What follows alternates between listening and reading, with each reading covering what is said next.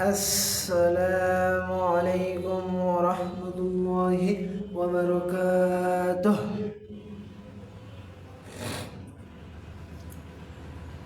إن الحمد لله الأقرب الذي خلق الإنسان وكرمه وعلمه من البيان ما لم يعلم.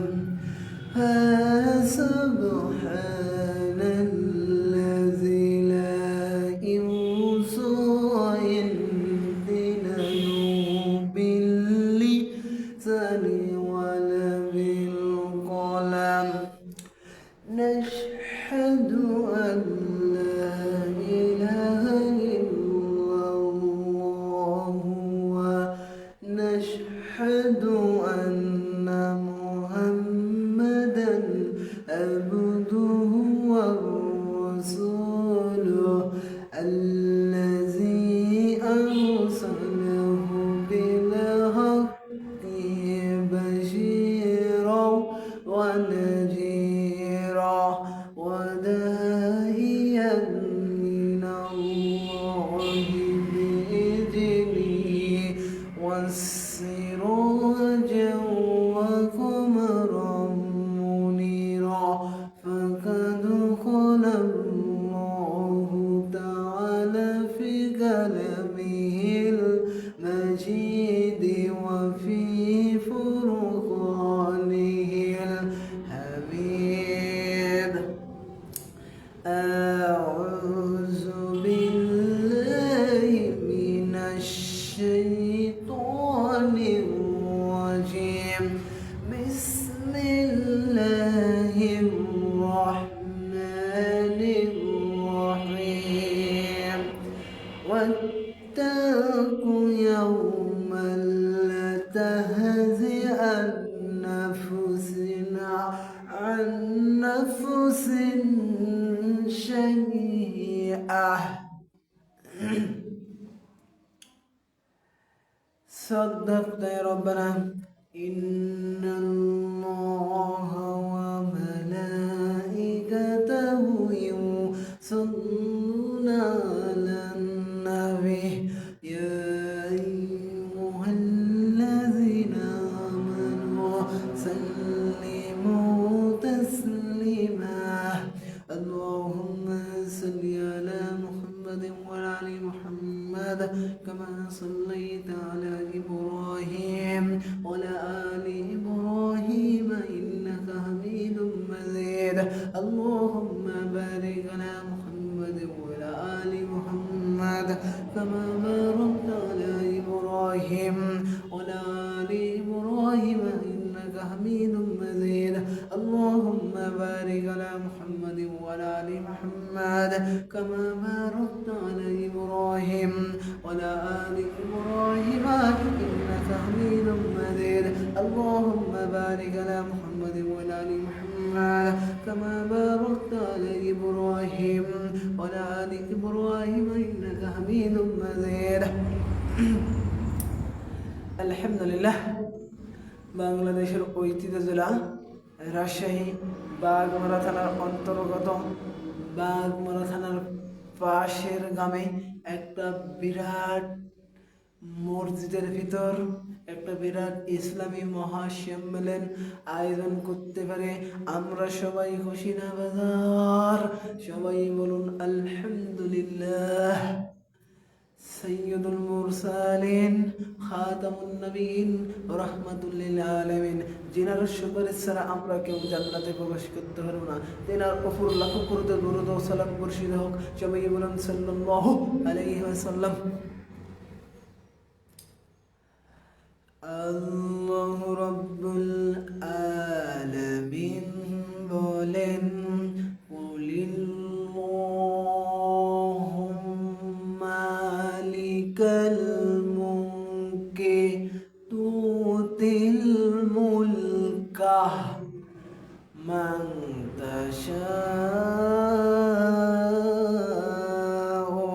وتنزع الملك ممن تشاء وتعز من تشاء وتذل من تشاء بيدك الخير إنك على كل شيء قدير আল্লাহ রাব্বুল আলামিন বলছেন, আমি আল্লাহ রাব্বুল আলামিন যারে আমি সম্মান দিয়া চেয়ারে বসাইছি, আমি যারে সম্মান দিয়া চেয়ারে বসাইছি, আমি কি করি? আমি আল্লাহ যখন চেয়ারে যাই, আমি যাকে চেয়ারে বসাই সম্মান দিয়া, তিনি হলো চেয়ারে বসার পর তিনি 5 বছর খাবার ধরেন 5 বছর খেয়েছে, সম্মান দিয়েছেন, সম্মান দিয়ে চেয়ারে বসেছেন। এমপি মন্ত্রী ডিসিকে ধরেন চেয়ারে বসাইছে সম্মান দিয়া, এই সম্মান দেওয়ার পর সেই সম্মানটা তুমি আখে নাই। চেয়ারে বসার পর সবগুলো মনে হলে গেছে, সবগুলো মানুষের হক মনে হয়ে গেছে, মানুষের হক মেরে খাচ্ছে সেটা মনে হয়েছে, মানুষের আত্মসম্পদ, টাকা পয়সা, অর্থ সম্পদ সব কি করে খাচ্ছে? ভক্ষণ করে খাচ্ছেন। তারপরে এই চেয়ারে সম্মান দিয়ে বসালেন, কি করলেন? চেয়ারে সম্মান দিয়ে বসালেন, বসানোর পর কি করছেন? এনাকে সম্মান দিয়ে বসাইছেন, এই চেয়ারে সম্মান দিয়ে যাকটা বসাবে না, যাকে চেয়ারে আল্লাহ রাব্বুল আলামিন ভালো লাগেছেন তারে আল্লাহ চেয়ারে সম্মান দিয়ে বসাচ্ছেন। চেয়ারে বসানোর পর ইনি হলো কি করেছেন? মানুষের সাথে জুলুম, নির্যাতন, অন্যায়, অবিচার চালাচ্ছেন।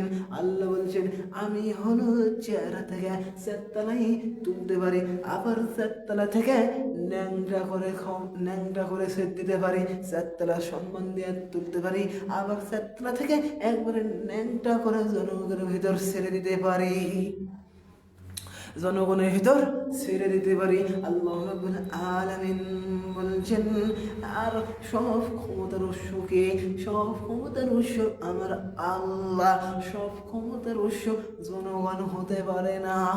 আমরা মনে করছি সব ক্ষমতার উৎস জনগণ, সব ক্ষমতার উৎস শেখ হাসিনা, সব ক্ষমতার উৎস তারেক জিয়া, সব ক্ষমতার উৎস ওবায়দুল কাদের, সব ক্ষমতার উৎস হাসানুল হক ইনু, সব ক্ষমতার উৎস কামরুল হক না, সব ক্ষমতার উৎস ডক্টর ইউনূস হতে পারে না, সব ক্ষমতার উৎস বারাক ওবামা হতে পারে না, ডোনাল্ড ট্রাম্প হতে পারে না, মোদি হতে পারে না। সব ক্ষমতার উৎসকে, সব ক্ষমতার উৎস আল্লাহ। আল্লাহ বলছেন, আমি চেয়ারে যাকে সম্মান দিয়ে বসেছি, এই চেয়ার পাওয়ার পর, এই আজত্ব পাওয়ার পর সব কিছু মনে ভুলে যায়, আর সব ভক্ষণ করে যদি খাই, জনগণের টাকা পয়সা, অর্থ সম্পদ এগুলো ভক্ষণ করে খাই, আমি আল্লাহ কি করবো? পরে একবারে জনগণের ভিতর ন্যাংটা করে সেট দেব। আমি আল্লাহ 4 তলায় সম্মান দিয়ে বসাই, আর 4 তলা তুমি সম্মান দিয়ে আবার 4 তলা থেকে ন্যাংটা করেও সেট দিতে পারি। আমি আল্লাহর ক্ষমতা, সব পানির ক্ষমতা কার হাতে? আল্লাহর হাতে। দেখার ক্ষমতা কার হাতে? আল্লাহর হাতে। রিজিকের ক্ষমতা কার হাতে? আল্লাহর হাতে। সব কিছু আল্লাহর হাতে। আল্লাহু আকবার। আল্লাহ রাব্বুল আলামিন বলেন, ইকরা কিতাবাকা নাফসিকা ইয়াওমা আলাইকা হাসিবা। আল্লাহ রাব্বুল আলামিন বলছেন, আল্লাহ রাব্বুল আলামিন বলেন, ইকরা কিতাবাকা নাফসিকা ইয়াওমা আলাইকা হাসিবা।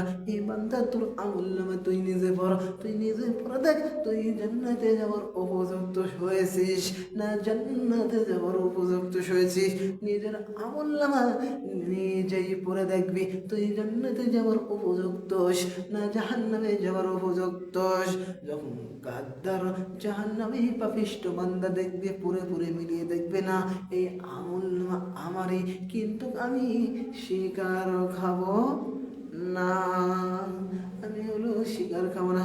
দুনিয়ায় অনেক মিশা কথা হয়ে পার পেয়েছি, দুনিয়ায় অনেক মিশা কথা হয়ে পার পেয়েছি, দুনিয়ায় মিথ্যা সাক্ষী দিয়ে পার পেয়েছি, দুনিয়ায় মানুষ খুন করে পার পেয়েছি, দুনিয়ায় জেনা করে পার পেয়েছি, সুদ খেয়ে পার পেয়েছি, ঘুষ খেয়ে পার পেয়েছি, মানুষকে একটা ভালো মানুষকে কালার করে পার পেয়েছি, একটা খারাপ মানুষকে কি করে হুদ আলাইহিসসালামের স্ত্রীর মতো চরিত্রহীনকে মানুষকে সাপোর্ট করে পার পেয়েছি, সব কিছু পার পেয়েছি। আজকের দিনে আমি মিশা শাসা কথা হয়ে শুধু জান্নাতে যেতে পারি, তাহলে আমারই লাভ, তাহলে কার লাভ, তাহলে আমারই লাভ। আজকের দিন আমি পারি কিনা দেখি, চেষ্টা করে দেখি। উনি চেষ্টা করবে, না না এই আমলনামা আমার নয়, এই অন্য একজনের আমলনামা আমাকে দিয়েছে, এরা ফেরেশতারা ভুল করে দিয়েছে। না, আল্লাহ বলছে তোর আমলনামা এরা, আমি তো প্রমাণ করে দেবো। এটা যদি প্রমাণ করে দিই তুই কি মেনে নিবি? তখন গাদ্দার পাপিষ্ঠ গুনাহগার বান্দা বলবেন, হ্যাঁ আল্লাহ আমি মেনে নেব। আমার যদি অপরাধ হয় তো আল্লাহ বলছেন চ্যালেঞ্জ, আমি তোর আমলনামা প্রমাণ করে দেবো। কিরামান কাতিবিন ইয়ালামুনা মা তাফআলুন। আল্লাহ রাব্বুল আলামিন বলেছেন কিরামান কাতিবিন, দুই সম্মানিত ফেরেশতা, দুই কাজে দুই ফেরেশতা। কিরামান মানে সম্মানিত, কাতিবিন মানে লেখক সম্মানিত। আল্লাহ রাব্বুল আলামিন বলছেন তাও তোর বিশ্বাস হয় না? না না আমার বিশ্বাস হয় না। আল্লাহ বলছেন আমলনামায় প্রমাণ করে দেব। اليوم نختم على أفواههم وتكلمنا تشهد أرجلهم بما كانوا يكذبون। আল্লাহ রাব্বুল আলামিন বলছেন তোর আমলনামা এটা তোর প্রমাণ করে দেব, তোর হাত সাক্ষী দেবে, তোর পা সাক্ষী দেবে, তোর জবান অর্থ প্রত্যঙ্গ যা আছে সব সাক্ষী দেবে। এই সময় এই পাপ করেছেন, এর মুখে টেপ মেরে দে। টেপ মেরে দেওয়ার পরে সবাই সাক্ষী দেওয়া শুরু করে দিয়েছে। গাদ্দার পাপিষ্ঠ বান্দা বলবে এই আমলনামা আমারই, আমারই আল্লাহ, আমি করেছি আল্লাহ আমারে মাফ করে দাও, আল্লাহ আমারে মাফ করে দাও।